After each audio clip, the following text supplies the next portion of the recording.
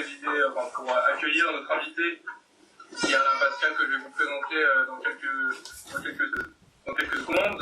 Pour ceux qui ne le connaissent pas, je vais vous le présenter. En tout cas, nous retrouvons aujourd'hui pour une conférence autour de la révolution cartésienne. Sujet ô combien intéressant et ô combien important aujourd'hui.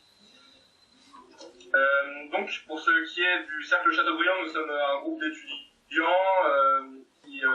qui accueille des conférenciers, au mieux à Rennes, mais maintenant donc, sur notre chaîne YouTube, avec des jeunes pros, des étudiants qui sont là pour écouter des conférences intéressantes et qui sont là aussi pour s'instruire. Voilà. Donc c'est pour ça que le thème de la révolution cartésienne nous intéresse tout particulièrement.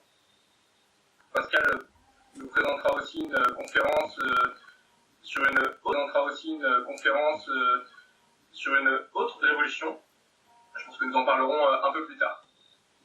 Donc Alain Pascal, vous êtes né le 29 mars 1948 à Neuilly-sur-Seine. Vous êtes hélas. Vous étiez avocat au barreau.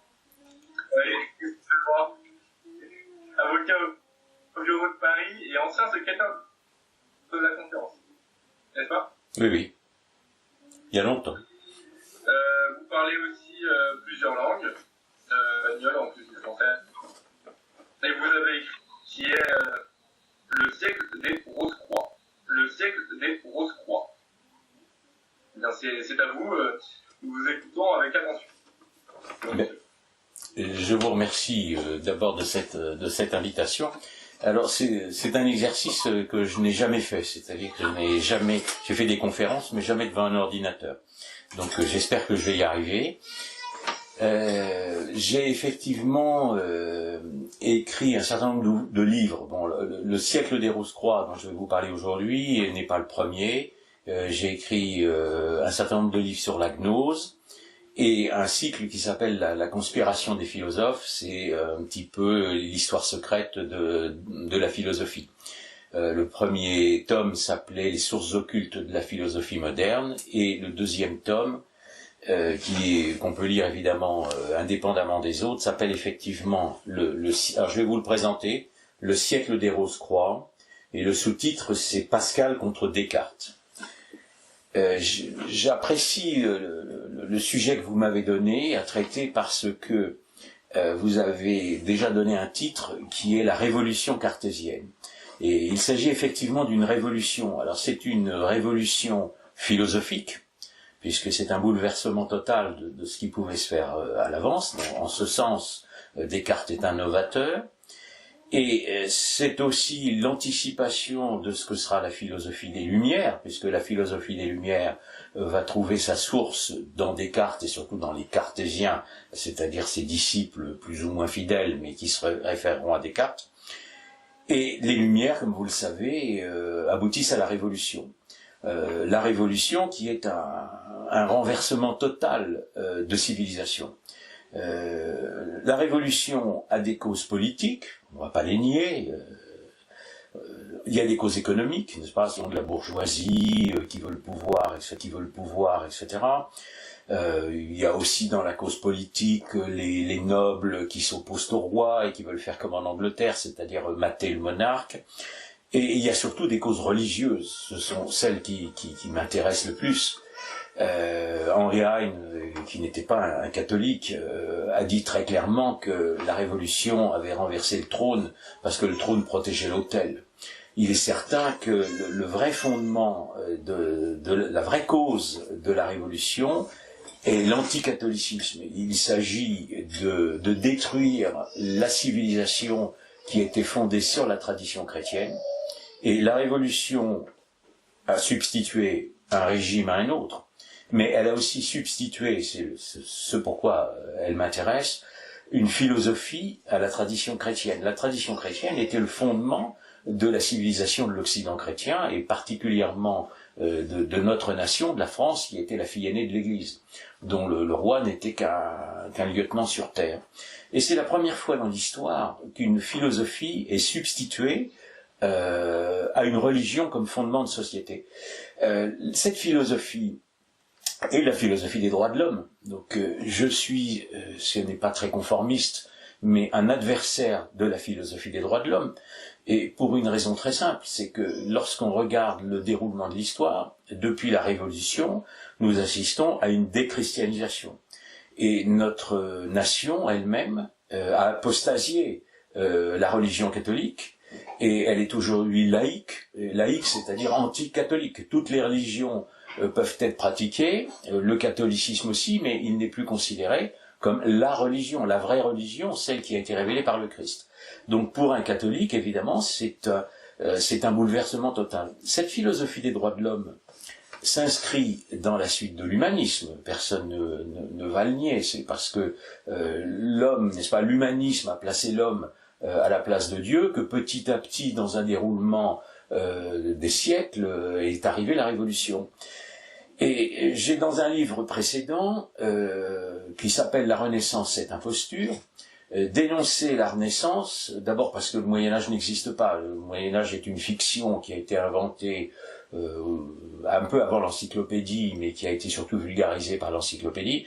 Il a été considéré, on voulait, des initiés, appelons-le par leur nom, voulaient qu'une période qui ait été chrétienne, comme l'a été le pseudo-Moyen-Âge, ait été obscure, et la Renaissance aurait été lumineuse en ce qu'elle aurait fait revenir une lumière qui n'est d'ailleurs pas celle de l'Antiquité, puisque la Renaissance n'a pas fait revenir la culture grecque, contrairement à ce qui est enseigné, mais la culture qu'on appelle hellénistique, c'est-à-dire celle d'Alexandrie.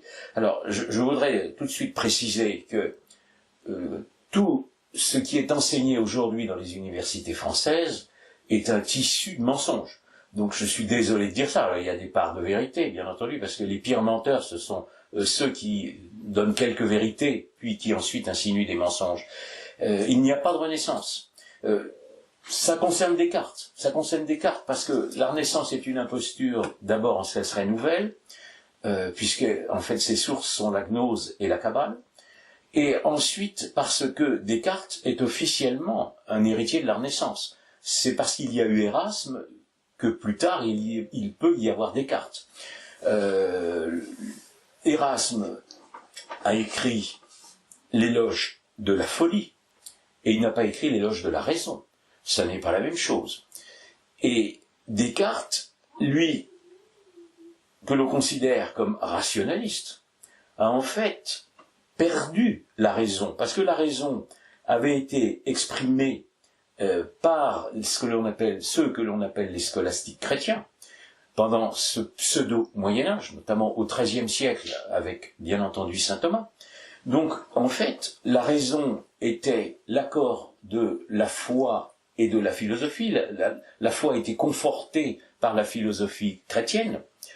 Or, la philosophie moderne, à partir de Descartes, est très clairement une anti-scolastique. Je voudrais, alors pardon parce que l'organisation matérielle n'est pas tout à fait au point, mais je voudrais quand même donner une citation, parce que évidemment je n'invente rien. Si je la retrouve, pardonnez-moi, voilà. C'est le Père Tonard. Le Père Tonard qui a été longtemps enseigné dans les séminaires. Il écrit « L'époque moderne, quant à l'esprit de la philosophie, se distingue nettement de l'époque chrétienne, au point d'en être comme l'antithèse. On peut la caractériser d'un mot, et il écrit lui dans son ouvrage en majuscule, « Révolution anti-scolastique ». Les professeurs présentent Descartes comme un philosophe chrétien, alors que Descartes n'est pas un philosophe chrétien. Sa philosophie était certes géniale, mais on ne peut pas la considérer comme une philosophie chrétienne, puisqu'elle rompt avec l'habitude qui était à l'époque de baser, n'est-ce pas, la philosophie sur la révélation et sur la théologie. La philosophie était considérée comme inférieure à la théologie. La première rupture, d'ailleurs, n'est pas de Descartes, elle se passe au XIIe siècle, notamment avec Averroès, philosophie dite arabe. Alors, sur une chaîne Alain Pascal, puisque maintenant elle existe, j'ai fait un certain nombre de conférences de petits entretiens en tout cas sur l'histoire secrète de la philosophie, et il y en a un récent que j'ai fait sur la philosophie dite arabe mais qui n'est pas arabe.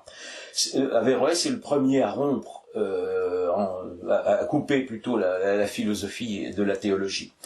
Or c'est ce que va faire Descartes. Descartes, alors je vais donner ses dates quand même, n'est-ce pas, 1596-1650, et la première anomalie, le premier mensonge qui est malheureusement passé dans le langage commun, c'est de dire qu'on est cartésien quand on veut faire référence à la raison. N'est-ce pas? Être cartésien, c'est être raisonnable. Bien pas du tout. Parce qu'en fait, cartésien, au sens de Descartes, est une rupture avec ce qu'était le rationalisme scolastique. Donc c'est vraiment la principale rupture que peut faire Descartes, qu'un catholique peut lui faire, mais il est évident que ce reproche n'est pas compréhensible aujourd'hui, puisque les gens ne savent plus, les étudiants ne savent plus ce qu'est la scolastique. Alors pas les étudiants évidemment qui sont catholiques et qui étudient saint Thomas, mais j'entends des étudiants qui subissent les professeurs d'université. Deuxième erreur très importante, c'est de présenter Descartes comme un philosophe, le plus grand philosophe français. Bon, alors, évidemment, il est né en France, mais en vérité, la France de l'époque est une France catholique, et Descartes est un ennemi de la France catholique. Il va se dire catholique, il y a même des professeurs qui croient encore, qui enseignent encore qu'il l'a été, mais je vais essayer de vous faire comprendre qu'il ne l'est nullement. Si je ne le fais pas dans l'expression, je pense l'avoir mieux fait dans mon livre. Je ne suis pas nécessairement très à l'aise devant les micros. La première raison pour laquelle Descartes ne doit pas être considéré comme quelqu'un de rationnel, donc parce qu'il est l'héritier d'Érasme. Or Érasme avait fait donc l'éloge de la folie, donc c'est pas l'éloge de la raison, et Érasme n'y connaissait rien à la scolastique. Érasme se contentait dans l'éloge de la folie de se moquer du ventre, des bedaines des théologiens. Il était incapable de le contredire, tandis que Descartes, lui, est extrêmement féru de scolastique, il la connaît très très bien. Mais Descartes, vous savez qu'il est d'abord chez les jésuites, c'est là qu'il rencontre le père Mersenne, qui est un grand savant et qui lui présentera tous les savants du siècle. Descartes est évidemment un très grand mathématicien.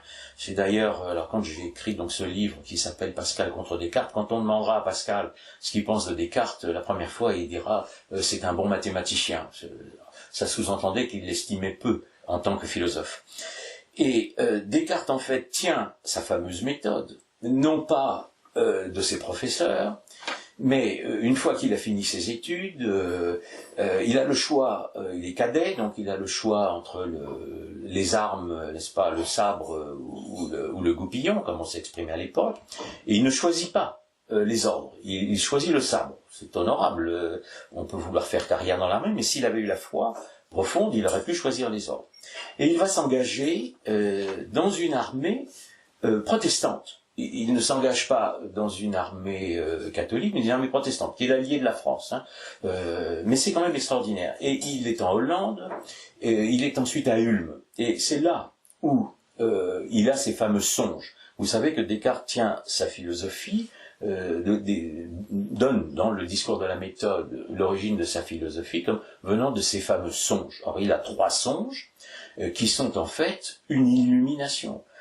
Quand on décrit, j'ai décrit dans mon livre les 3 songes, on se rend compte qu'il s'agit en fait de 3 étapes, un peu comme 3 degrés, comme aura ensuite l'initiation maçonnique qui n'existe pas encore à cette époque, c'est certain. Et quand il est dans ces régions, il est en contact avec les fameux Rose-Croix. Bon, alors les Rose-Croix, c'est une secte je vais être très bref sur l'histoire des Rose-Croix ici. Bon, je l'ai analysé évidemment, mais ici, c'est une secte qui se dévoile au début du XVIIe siècle, mais qui est largement antérieure. Et si vous voulez, il y a un certain nombre de mathématiciens qui sont Rose-Croix, qui sont les amis de Descartes. Il prétendra qu'il n'a pas rencontré de Rose-Croix. On lit encore d'ailleurs dans les livres aussi universitaires que Descartes n'a pas rencontré de Rose-Croix, mais c'est faux, parce qu'il est l'ami de 2 Rose-Croix, notamment qui sont célèbres, qui sont Isaac Beckmann et Faughalbert. Et quand il est à Ulm, il reçoit une véritable illumination. Il ne s'agit donc pas d'un rationalisme qui viendrait simplement de la science, mais c'est d'une science ésotérique. C'est une science réservée à des initiés, qui est fortement teintée d'ésotérisme et notamment d'hermétisme. Dans son troisième songe, Descartes dit qu'il a pris connaissance. Alors dans le premier songe, parce que c'est quand même intéressant, il marche courbé devant des gens qui sont évidemment les initiés, et lui il est courbé parce qu'il n'est que profane. Dans le deuxième songe, il croit que le Saint-Esprit lui parle, mais ce n'est pas le Saint-Esprit qui l'inspire. C'est la lumière des Rose-Croix, et les Rose-Croix, dans leur légende, connaissent leur lumière de Lucifer. Donc nous sommes dans une inversion de l'illumination par le Saint-Esprit. Et dans le troisième songe, il dit qu'il a découvert la science admirable. C'est une expression qui est typiquement celle des théosophes, celle des hermétistes. Et en vérité, la mathématique que connaît Descartes est une mathématique ésotérique. Alors, je ne vais pas ici expliquer ce qu'est la Kabbale, qui est une tradition ésotérique juive, et qui comprend deux aspects. Le premier, c'est la théosophie, c'est-à-dire soi-disant science de la sagesse de Dieu. C'est contestable, c'est plutôt la folie des hommes, mais ça n'est pas le sujet. Mais c'est aussi une numérologie. Donc vous avez une mathématique ésotérique. Et les initiés de l'époque, il y en a un, évidemment, qui est avant Descartes, n'est-ce pas, et qui est le fameux Galilée. Galilée qui veut réduire toute la science à la mathématique, mais c'est une mathématique ésotérique.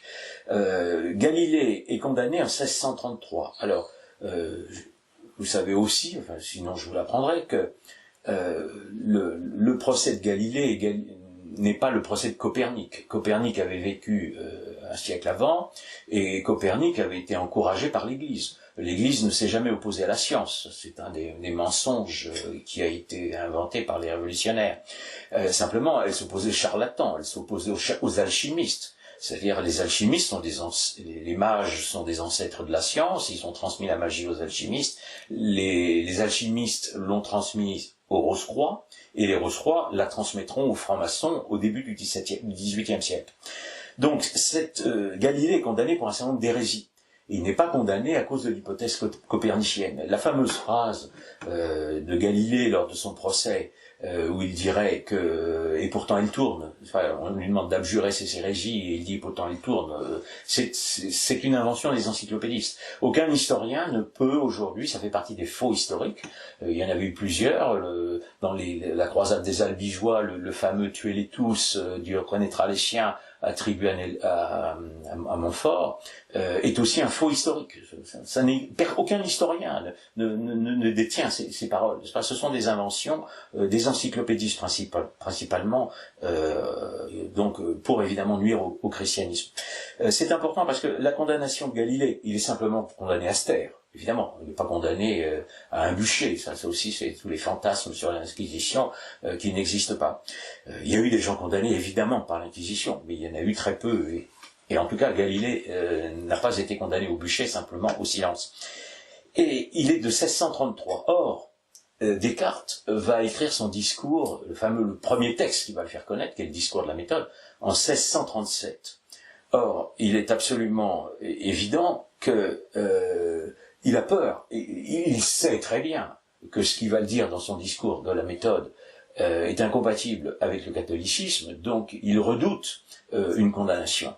Et il va donc prétendre toujours être catholique, et c'est pourquoi, alors que je vais essayer de vous démontrer que sa philosophie ne peut pas l'être, et c'est pourquoi on va l'appeler, ça sera au début du XXe siècle, un professeur d'université va écrire un livre, le professeur Leroy, qui était au demeurant un franc-maçon, je crois, enfin, et voilà le prétend en tout cas, va écrire un livre sur Descartes qui s'appelle Le philosophe au masque.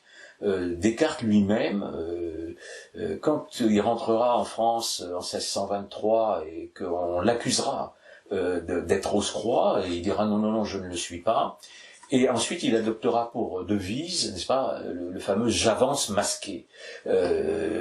Descartes n'a jamais donné le fond de sa pensée. Il a dit qu'il tenait sa mathématique, qui est d'ailleurs le mécanisme, n'est-ce pas, qu'il la tenait de son illumination, de ses songes de Hulme en 1619, mais il n'a jamais donné la source de sa philosophie.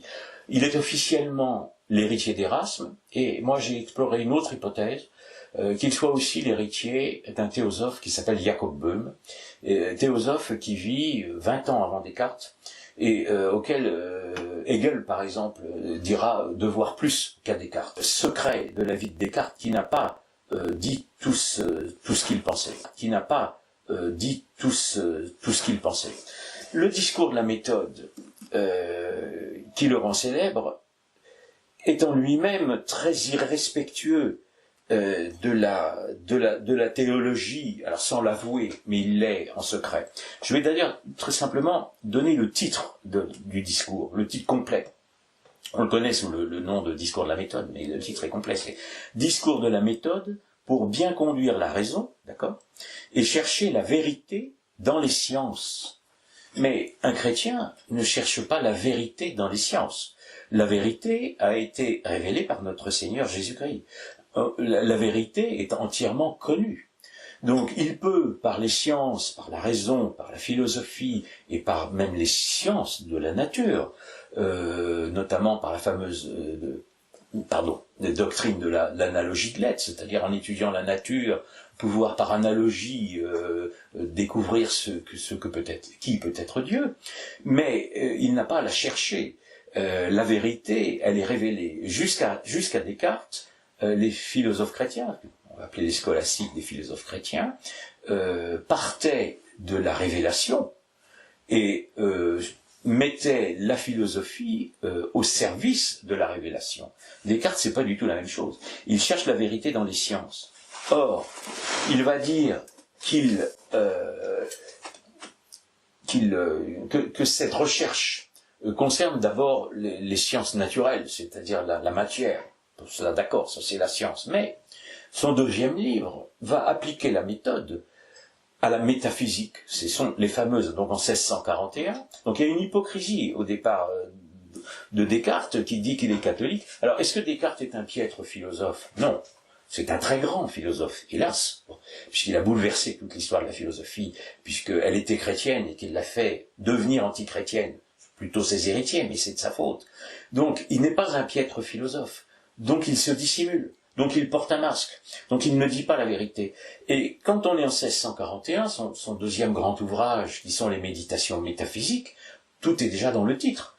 Métaphysique, c'est-à-dire au-delà de la physique. Donc la méthode n'est pas appliquée uniquement à la physique, à la connaissance de la nature. La mathématique peut évidemment, comme le disait aussi Galilée, servir à la connaissance de la nature. Nous sommes bien d'accord, ce sont dans les phénomènes d'abstraction. Mais si on l'applique à la métaphysique, tout est chamboulé. C'est-à-dire par la métaphysique, vous savez que la métaphysique est une doctrine philosophique, mais elle est aussi étudiée en théologie. C'est aussi une science théologique. Elle fait partie de la théologie. Elle est inférieure à la révélation, mais elle fait partie de la théologie. Donc, il applique la méthode à la métaphysique. Et ça, c'est un bouleversement, parce que à partir de ce moment-là, la religion va être concernée. D'autant plus que, comme vous le savez, je me retrouve dans mon plan, pardonnez-moi, dans les méditations métaphysiques, oui, Descartes va prôner le doute. Donc, si l'on doute, c'est que l'on va aussi douter de la vérité révélée. Si l'on applique à toutes les sciences, y compris à la métaphysique, le doute, même si c'est pour partir du doute pour essayer de démontrer l'existence de Dieu, mais la démonstration de l'existence de Dieu, elle n'a pas besoin d'être faite à l'époque. Elle a déjà été faite par les scolastiques, notamment par saint Thomas. Quand saint Thomas reprend les 4 causes aristotéliciennes, etc., et il applique le schéma d'Aristote pour pour essayer de conforter la théologie, c'est fait. Donc Descartes, on n'a pas besoin au XVIIe siècle de chercher des preuves de l'existence de Dieu. Donc il commence par le doute. Donc il crée le doute. Donc déjà, ça n'est plus une certitude. Vous savez que la foi, n'est-ce pas, est une certitude, mais c'est pas une certitude irrationnelle. C'est une adhésion à un dogme. Nous avons un dogme qui est éminemment rationnel, qui est fondé sur le logos, c'est-à-dire la révélation. Logos, qui veut dire logique, n'est-ce pas, le rationalisme chrétien, le rationalisme de la révélation. Le christianisme n'est pas un irrationalisme.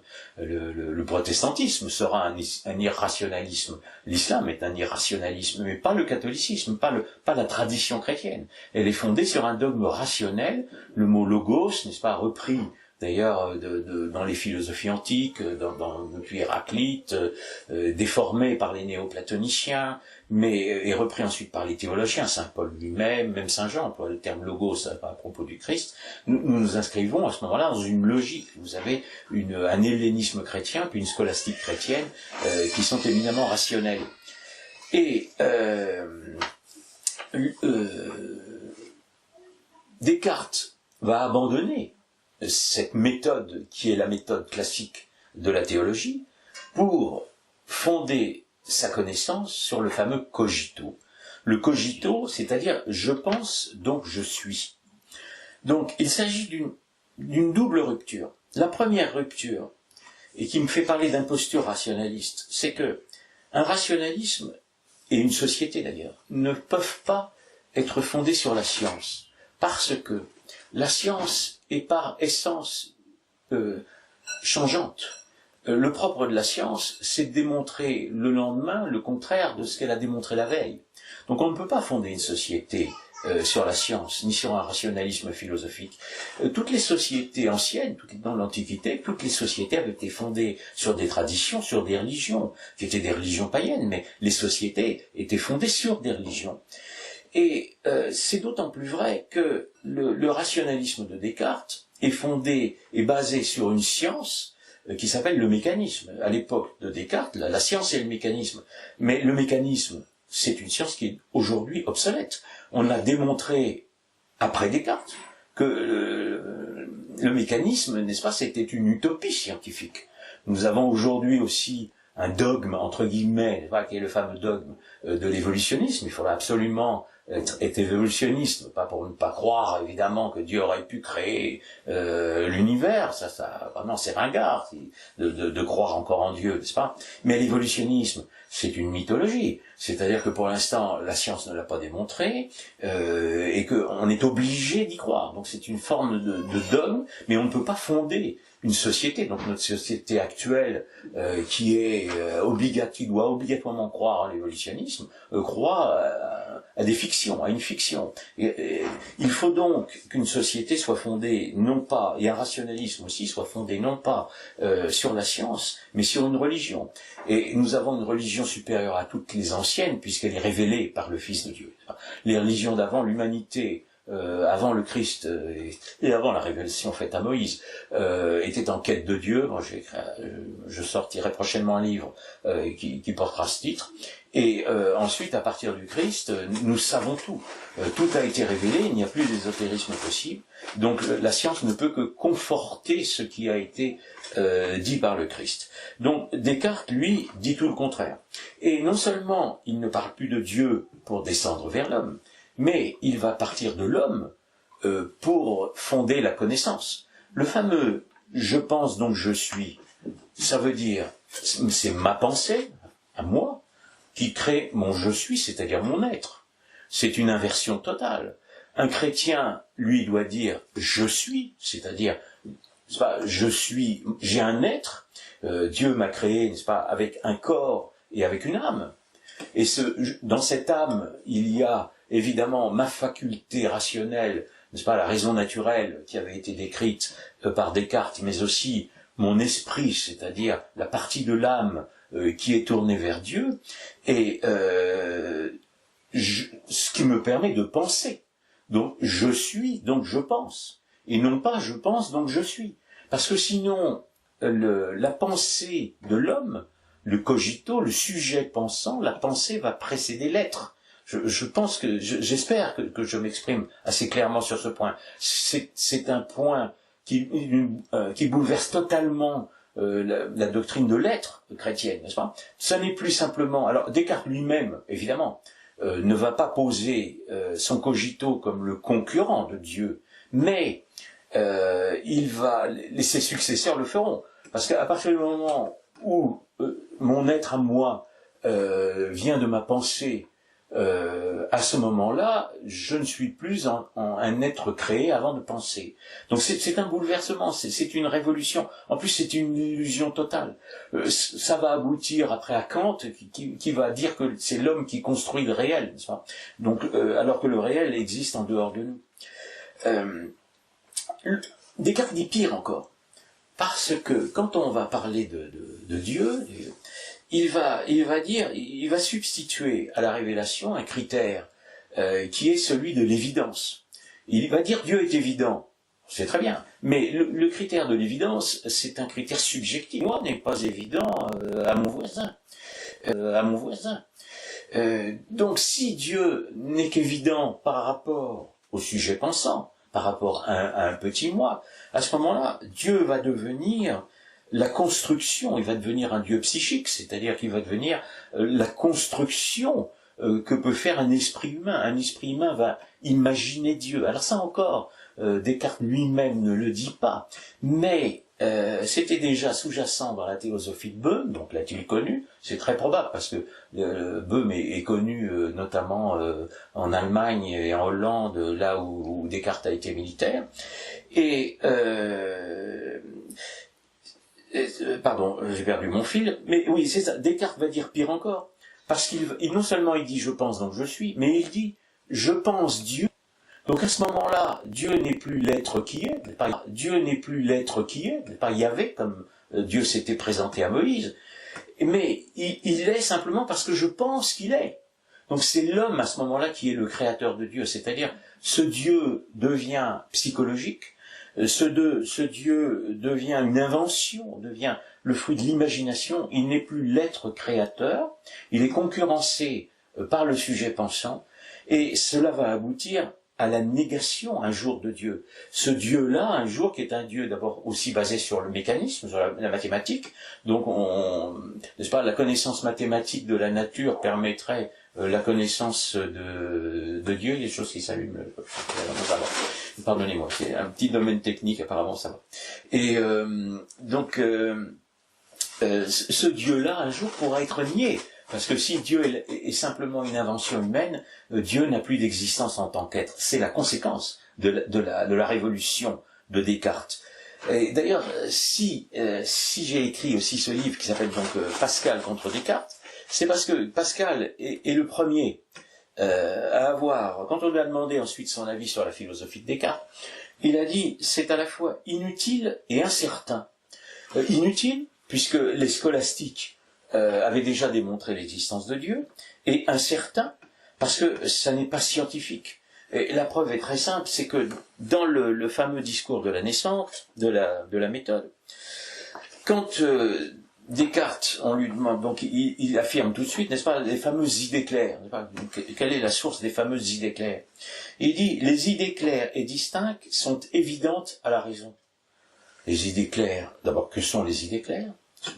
Probablement, dans son langage, ce sont celles qui tient d'une illumination. La lumière, n'est-ce pas, la clarté, n'est pas, le dogme chrétien serait obscur, et la lumière est celle évidemment des initiés, des illuminés, et elles sont évidentes à la raison. Non. Nous pouvons avoir beaucoup d'idées et beaucoup d'idées fausses. Nous avons aujourd'hui la preuve où les idées fausses sont répandues du matin jusqu'au soir et rabâchées à répéter au point que les gens finissent par les croire vraies alors qu'elles sont toujours fausses. Donc ce critère de l'évidence est un critère purement subjectif, donc qui n'a aucun fondement rationnel. Ça n'est pas une méthode.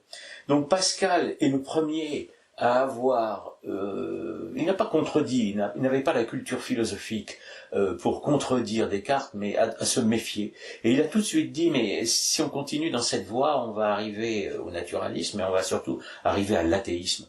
Alors, un seul mot sur le XVIIe siècle, bon, qui est le siècle de Descartes, parce que là, il a fait cette révolution philosophique, mais en vérité, le grand siècle français, c'est le siècle de Pascal, et j'ai bien envie de dire vice Pascal. Bon, le grand Blaise, évidemment. Voilà. Donc, Descartes, en fait, inverse, n'est-ce pas, la démarche des scolastiques, ce qui aboutit à une perte de raison, non pas à une accession à la raison, mais à une perte de rationnel. Le langage de la philosophie actuelle, le langage universitaire, est une inversion du langage scolastique. Ce que le langage moderne appelle rationnel est le contraire du rationnel scolastique. Il est important de le savoir parce que vous savez que le rationalisme scolastique était lié à ce qu'on appelle le réalisme, c'est-à-dire que la nature est un donné à notre connaissance, n'est-ce pas? Dieu a créé la nature qui est donc non pas, elle n'existe pas parce que nous la connaissons, mais nous pouvons la connaître parce qu'elle existe. C'est pas du tout la même démarche. Et Descartes inverse totalement cette démarche qui est une vraie démarche scientifique.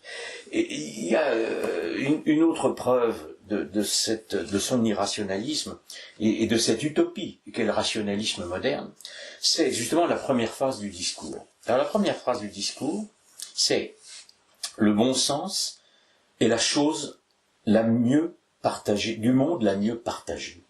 Alors je crois que nous avons, nous, aujourd'hui, la preuve. Je ne parle pas de la gestion de notre virus par les marionnettes, n'est-ce pas? Nous avons la preuve que le bon sens n'est pas du tout la chose la mieux partagée, mais en fait nous sommes dirigés par des fous et des incompétents. Donc nous avons la preuve sous les yeux que le bon sens est la chose la moins bien partagée du monde, particulièrement chez nos dirigeants. Nous avons donc une imposture culturelle qui est celle de la philosophie moderne et celle des obligations universitaires, mais il y a aussi une imposture politique, évidemment.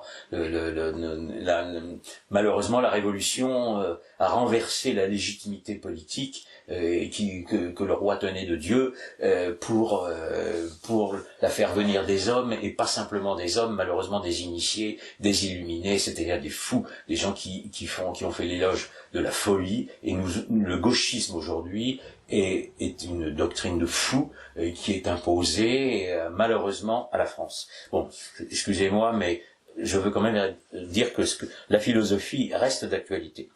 Quelques lignes plus tard, donc évidemment, le bon sens, par bon sens, Descartes entend raison, n'est pas du tout la chose la mieux partagée du monde. Il n'y a pas d'égalitarisme de la raison, il y a des gens très intelligents, il y a des gens qui ont du bon sens et qui n'ont d'ailleurs aucune connaissance, mais il y a des gens très savants qui n'ont aucun bon sens. La deuxième phrase à relever, c'est « ce qu'on nomme le bon sens ou la raison », il le dit lui-même, est naturellement égal en tous les hommes. C'est une pure utopie. Ça permettra évidemment ensuite un égalitarisme politique. Si tous les hommes sont également intelligents, ils sont aussi raisonnables, et évidemment, il n'y a plus aucune hiérarchie. C'est-à-dire qu'à ce moment-là, la société va passer d'une construction verticale, c'est-à-dire de ce que l'on appelle en droit constitutionnel l'institutionnel. C'est une institution, tout pouvoir vient de Dieu, le roi est son représentant. On n'est pas obligé d'ailleurs en tant que catholique d'être monarchiste. Je préfère la monarchie, mais c'est pas une obligation. Par contre, on va passer à la constitution, c'est-à-dire c'est l'homme qui va lui-même constituer son régime. Pour l'instant, ça n'a pas vraiment réussi. Le monde moderne n'a pas vraiment fait un progrès sur ce plan. C'est une opposition. Bon, donc cet idéalisme est une pure utopie et c'est prouvé encore par un autre fait, c'est que Descartes va rejeter en vérité la méthode scientifique, ça on ne l'enseigne pas, c'est qu'il va dire que les fameuses idées claires, elles ne résultent pas d'une étude de l'objet, ni d'une expérience sur l'objet. Les idées claires nous sont innées. Dieu les aurait déposées en nous. Alors, à mon avis, c'est une forme de récupération de la théologie, en disant, comme l'homme a pris la place de Dieu, n'est-ce pas? Alors, pour justifier ce cogito, finalement, ça serait Dieu, n'est-ce pas, qui aurait déposé en nous des idées. Mais Dieu nous a évidemment dotés d'une âme et donc d'une faculté de penser, mais les idées, elles ne sont pas déposées en nous. Dans la méthode thomiste, n'est-ce pas, le critère de l'évidence est retenu. Mais pour saint Thomas, l'évidence est postérieure à la connaissance de l'objet par nos sens. La première connaissance que nous avons, évidemment, est celle par les sens. Nous connaissons l'objet par les sens. Et ensuite, cet objet devient évident à notre pensée, et à ce moment-là, nous avons notre faculté abstractive, notre phénomène, n'est-ce pas, que l'on appelle d'intellection, qui nous permet de connaître l'objet, d'étudier la science, de porter des jugements. Bon. Et nous devons évidemment, avant de croire avoir inventé quelque chose, parce que personne n'a jamais rien inventé, confronter ce que nous croyons avoir découvert, cette grande idée nouvelle que nous croyons avoir, avec la révélation, c'est-à-dire avec le dogme. Nous ne pouvons pas découvrir quelque chose contre le dogme. Ça serait contraire à l'ordre naturel. Dieu a créé une nature parfaite, n'est-ce pas, avec un équilibre, avec des lois. Donc si notre science veut contredire ces lois, c'est que nous sommes dans l'erreur. Nous en avons là aussi un exemple très simple. J'avais fait une conférence qui s'appelait de Descartes à la théorie du genre, n'est-ce pas? C'est-à-dire, si on peut choisir tout ce qu'on est, il y a un moment, on va choisir qui on est, quel genre on a. Non, voilà. Nous avons un corps avec avec son sexe, puisque chacun a un sexe, hein. Mais le corps est aussi le véhicule de notre âme. Donc nous n'avons pas à mépriser notre corps. C'est d'ailleurs encore, voilà, une différence fondamentale entre Descartes et la théologie chrétienne. C'est que vous savez que ce que l'on appelle le dualisme cartésien, c'est une antinomie entre le corps et l'âme. Mais dans le christianisme, le corps et l'âme ne sont pas adversaires. Le corps et l'âme sont unis, n'est-ce pas, dans une existence unique d'ailleurs, il n'y a pas de métempsychose, et le corps n'est pas un mal. Le corps sert à la procréation, donc Dieu veut que l'humanité continue, ce qui n'est pas le cas quand on pratique des avortements, n'est-ce pas, ce crime. Et ensuite, le corps est le véhicule de l'âme. L'âme survit à notre corps, pour rejoindre le corps mystique du Christ, mais elle est véhiculée par notre corps, donc le corps n'est pas un mal. Or, le dualisme cartésien, c'est une opposition irrémédiable entre le corps et l'âme. Et d'abord, alors, il faut bien s'entendre sur le mot dualisme, je ne veux pas être trop long là-dessus, mais dans le christianisme, il y a ce que l'on appelle un dualisme métaphysique, c'est-à-dire, vous avez un être créateur, qui est Dieu, et un être créé, qui est l'univers. Il n'y a pas une confusion entre les deux. Dieu, la nature n'est pas le corps de Dieu. Dieu est le créateur d'un univers qui n'est pas son corps. Tandis que le dualisme cartésien n'a rien à voir avec ça. En vérité, le dualisme cartésien rejoint ce qu'on en appelle un monisme de l'être, c'est-à-dire que tout serait contenu dans un grand tout, dans un grand un, ce qui était la conception de l'Antiquité, puisqu'elle n'avait pas, avant la Genèse, l'humanité n'a pas connaissance du Dieu créateur, mais ce qui est aussi redevenu la conception moderne. À partir du moment où on nie Dieu, tout doit trouver sa cause dans le un, c'est-à-dire dans la nature. C'est-à-dire qu'il faut à ce moment-là que la nature se crée elle-même. C'est ce qui n'est pas quelque chose de très rationnel, qui n'est pas prouvé d'abord. Vous savez, l'Antiquité, n'est-ce pas, croyait en l'éternité de la nature, et le Dieu, même le Dieu de Platon et d'Aristote, est un Dieu qui est un esprit interne au cosmos, c'est-à-dire interne à la nature. Je fais ce rappel parce que quand Descartes parle de Dieu, en vérité, il parle d'un esprit. Il parle d'un esprit qui est devenu cosmique, puisque l'homme est le sujet pensant, donc l'homme devient, même si Dieu a posé les idées innées en lui, l'homme devient ce que l'on appelle un microcosme du macrocosme. L'homme lui-même devient une parcelle divine. C'était d'ailleurs, c'est la suite de l'hérésie humaniste. Erasme connaissait l'hermétisme, c'est pas l'homme qui est un microcosme du macrocosme, donc qui est divin, puisque la nature entière est divine et l'homme est divin à l'intérieur de cette nature. Or, en vérité, il est bien reconnu par les historiens de la philosophie que l'idéalisme de Descartes est un spiritualisme. Et le spiritualisme, c'est un esprit interne au cosmos et non pas externe au cosmos. Donc Descartes ne le dit pas, il ne peut pas le dire, mais c'est une suite, une conclusion logique que l'on doit tirer. Et on en a une preuve. C'est que, vous savez que l'idéalisme de Descartes n'est que la première partie de sa philosophie. la deuxième partie est ce qu'il appelle un matérialisme. Et ce matérialisme, le matérialisme moderne, a sa source dans Descartes, pas uniquement. Il l'a aussi dans un Rose-Croix anglais, d'ailleurs, qui s'appelle Francis Bacon, n'est-ce pas, qui est de la même époque, et qui est chancelier d'Angleterre. C'est pour vous dire que déjà, les initiés de l'époque étaient très près des pouvoirs. Et la philosophie cartésienne va se couper en deux dans sa suite. Il va y avoir des spiritualistes, des idéalistes spiritualistes, et il va y avoir des matérialistes. C'est-à-dire que le matérialisme moderne, donc qui est évidemment fondé sur la négation de Dieu, a sa source dans Descartes. Même des gens qui vont le revendiquer. Trouve la page. Fais rien. Kant,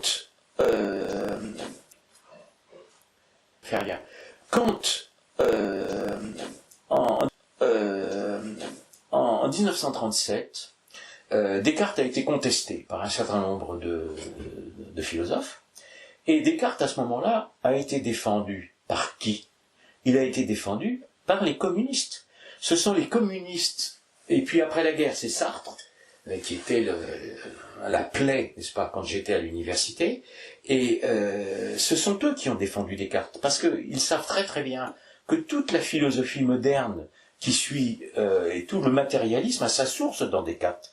Donc, en vérité, Descartes a été revendiqué par les pires criminels de toute l'histoire. C'est pour ça que je suis devenu un anti-moderne. C'est-à-dire que la philosophie moderne, alors, après Descartes, mais c'est lui qui a provoqué cette rupture avec la théologie chrétienne, qui a provoqué cette rupture avec la théologie chrétienne.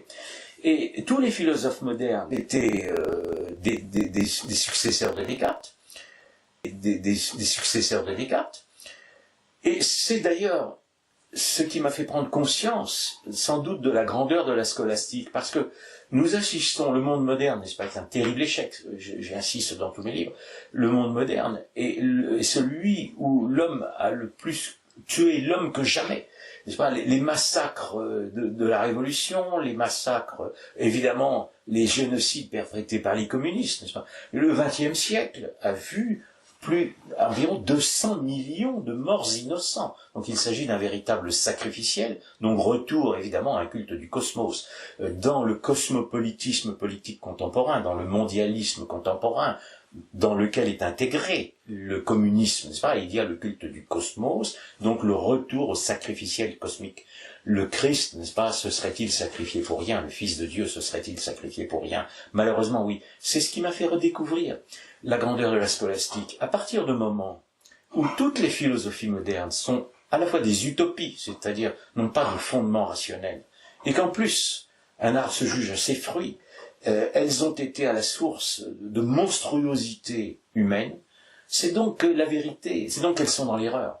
Et comme elles ont été une négation de la scolastique, ce qui est revendiqué d'ailleurs par les auteurs communistes que j'ai cités dans mon livre, ça veut bien dire que la vérité était dans la scolastique. Voilà. Nous avons aujourd'hui la preuve, à contrario, de l'erreur, n'est-ce pas, cartésienne, qui a entraîné toutes les erreurs suivantes.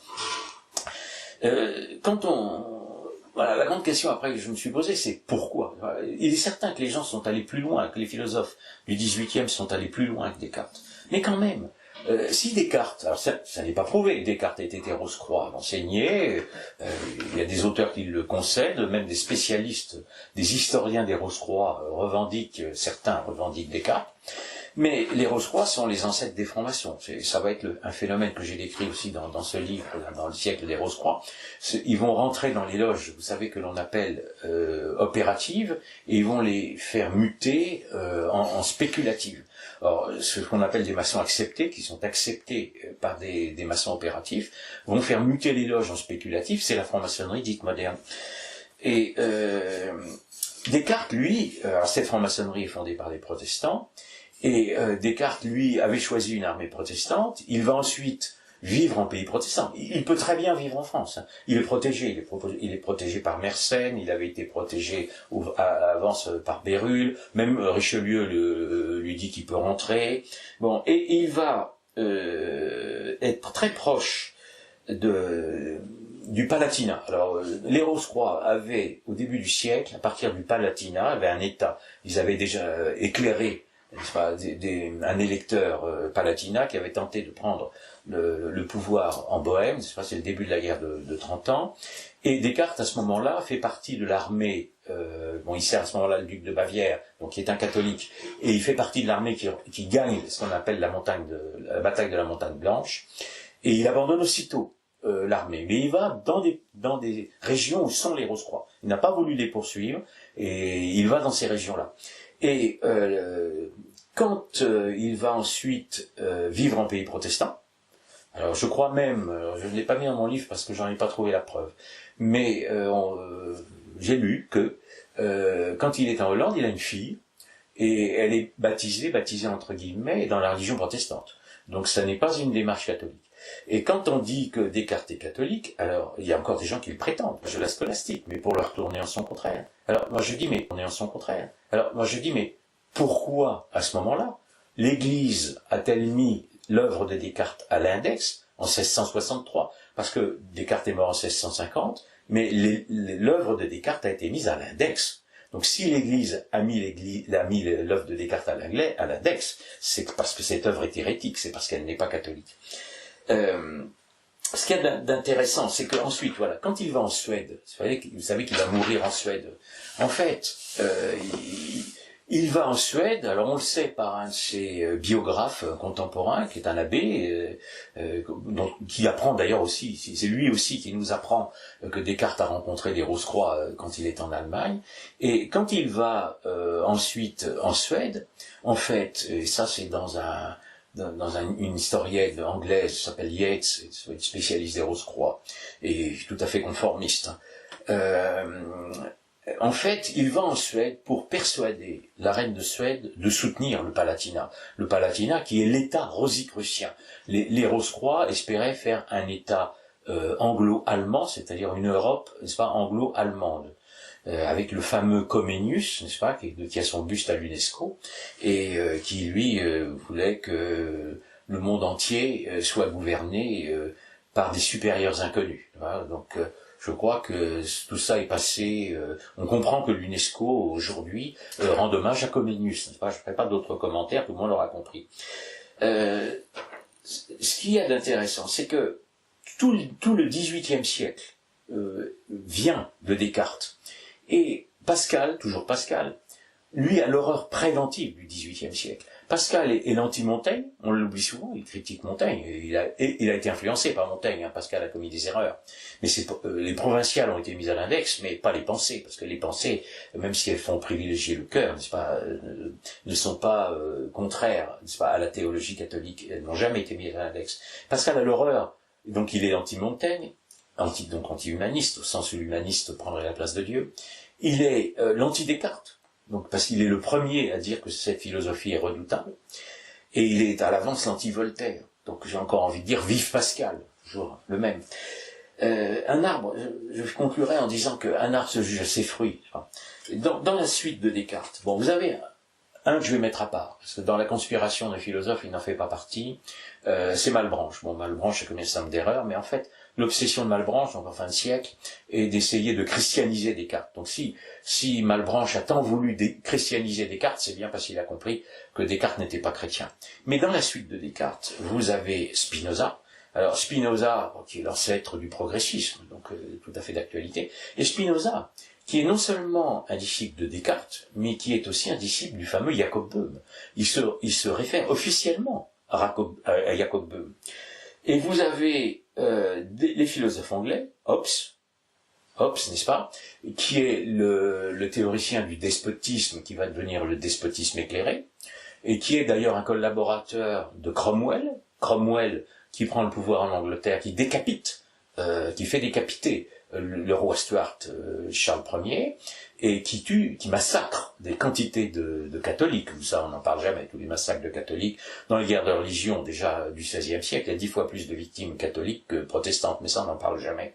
Et vous avez aussi John Locke, donc qui est le théoricien du libéralisme qui poussera à la révolution libérale de 1688. Alors, je vous en parlerai un jour, je ne sais pas si la semaine prochaine on verra sur les programmes, mais ça, c'est à voir. Et vous avez enfin Newton, évidemment, qui est l'inventeur, si l'on peut s'exprimer ainsi, du déisme maçonnique, donc qui va évidemment écarter des fameuses constitutions d'Anderson, le dieu chrétien, pour le remplacer par un vague principe déiste qui finira d'ailleurs aussi en athéisme, parce que le déisme maçonnique est lui-même une utopie. Donc à partir de ce moment-là, c'est quand le Grand Orient rompra en 1877, c'est assez logique que la franc-maçonnerie est rompue avec un grand architecte de l'univers qui est une fiction, qui est le grand G, c'est une fiction à la fois mathématique et idéaliste et philosophique. Et enfin, vous avez Leibniz qui est à la fois, lui, comme Spinoza, cartésien et böhmien, c'est-à-dire, lui aussi se réfère à la théosophie de Jacob Böhm. Je rappelle, les Rose-Croix, Böhm, théosophe Rose-Croix, illuminé par Lucifer. Donc, nous sommes vraiment dans l'inversion totale de la lumière.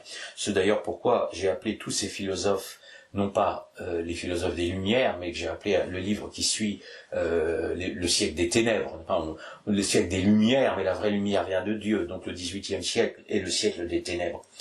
Et Leibniz, lui, est à l'origine de l'œcuménisme contemporain, qui a pénétré dans l'Église. Leibniz, lui aussi, servant la cause protestante, et bon, il a cherché par sa monadologie à réconcilier les philosophies, mais enfin, il n'y est pas arrivé. Bon, c'est une utopie.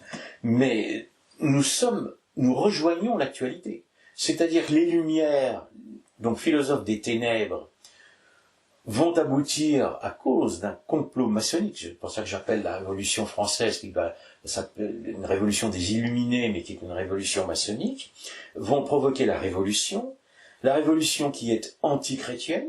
Elle commence d'ailleurs immédiatement par s'accaparer les biens de l'Église et par la constitution civile, puis par tuer les catholiques et les prêtres. N'oublions pas qu'il y a 500 000 Français qui sont morts pendant la Révolution, mais évidemment en Vendée où il y a à peu près 200 000 morts, je crois, de mémoire, et ce ne sont pas que des nobles ni des curés, hein. Il y a aussi des ouvriers, des artisans, des gens du peuple, des enfants.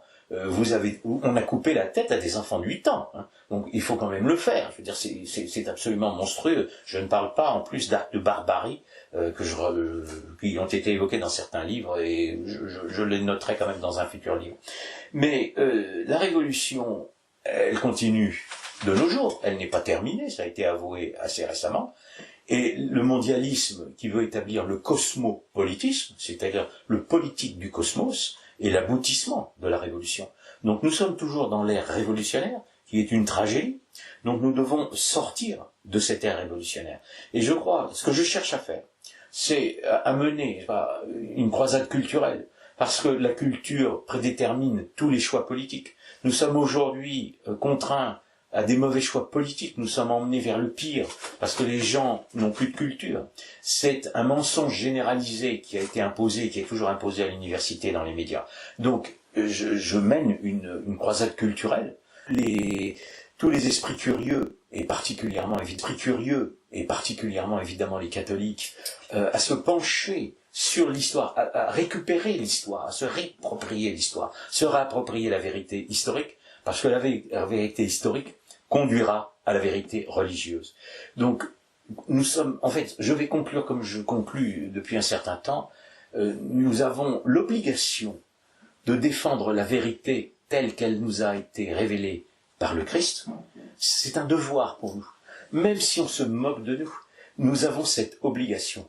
Et je conclurai donc en disant très simplement à tout le monde, n'est-ce pas, considérez-vous bien ainsi, nous sommes des croisés. Voilà, je vous remercie.